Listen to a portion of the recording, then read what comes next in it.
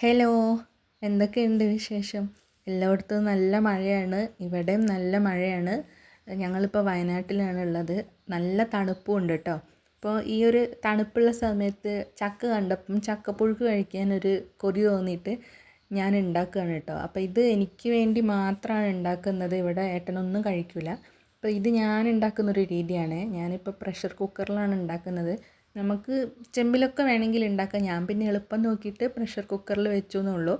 അതിൻ്റെ കൂടെ കഴിക്കാൻ വേണ്ടിയിട്ട് മത്തി മുളകിട്ടതും കൂടെ ഒരു സൈഡിൽ നിന്ന് ആവുന്നുണ്ട്. അപ്പോൾ ഞാനിതിൽ തേങ്ങയും പിന്നെ ജീരകം, വെളുത്തുള്ളി, പച്ചമുളക് ഇതൊക്കെ കൂടെ ഒന്ന് ഒതുക്കി ചേർത്ത് കൊടുക്കുന്നുണ്ട്. ശരിക്കലും കറി കൂട്ടി കഴിക്കുമ്പം തേങ്ങ ചേർക്കേണ്ട ആവശ്യമില്ല. പക്ഷേ എനിക്ക് ഇങ്ങനെ കഴിക്കാൻ കൊതിയായിട്ടാണ് ഞാനിങ്ങനെ ഉണ്ടാക്കിയത് കേട്ടോ.